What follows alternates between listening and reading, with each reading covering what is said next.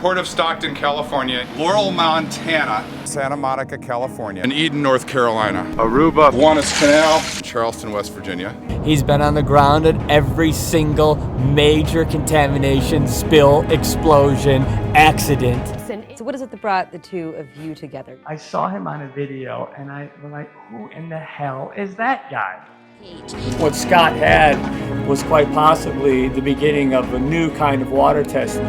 We're all engaging with the Exxon saying, hey, you're saying there's no oil in this lake, but this gentleman is finding it and saying it's there. So we reached out and we kind of started a relationship over social media. The current form of water testing doesn't give us a full picture of what is in the water column from top to bottom. And with this technology, we can target any contaminants. My enthusiasm for what the machine could do was met with apathy.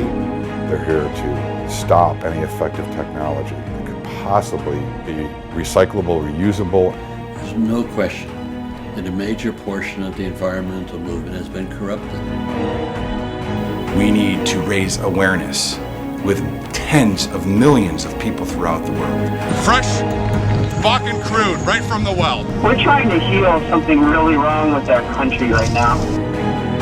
He's a toxic hero. He's a superhero. Apparently they're going to say the water is safe when it is not. Charleston, West Virginia. Galveston, Texas. I am in Glendive, Montana. This is where the Animas River enters the Navajo Nation. Aruba, Guanas Canal, Loch Megantic, and Hurricane Sandy. He's been on the ground at every single major contamination, spill, explosion, accident. The world is his laboratory, and he puts his feet on the ground in the places where this stuff is going on, and there's nobody else doing it. And I want to work with that guy.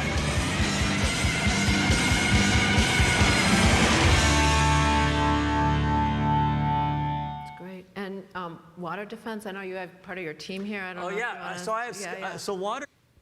And so I brought in this incredible guy, Scott Smith, who's here right now, who invented this testing methodology that's cheap, it's easy to deploy, and citizens can use it. And we can put it out through all over the world so that people can start to have an interest in their own water, that they can have control over their environment around them. That you don't have to rely on a state agency anymore or an industry, a polluting industry, to tell you what's in your water. You could toss one of these things in the water and send it off and go to the best lab in the United States, and you'll know exactly what's in there. So then you can start to have a discussion. So I want to bring Scott up. Yeah.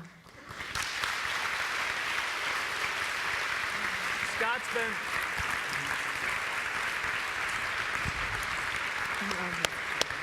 So Scott developed this technology. Scott's been to 60 disaster sites, all contamination sites all over the world since BP. And there's not another environmental organization who's sending someone in to do the kind of work that he's doing. He does testing. And I'll tell you, he does testing where he has to crawl on his hands and knees past the rent-a-cop, which is a police officer hired by whoever the polluter was, who's standing there in his state police uniform as a security guard for the polluter to keep people from going in and taking pictures or testing the water. That's the world we're living in. So this guy, how do you miss him? This guy is who I call the real toxic Avenger. He's the real deal.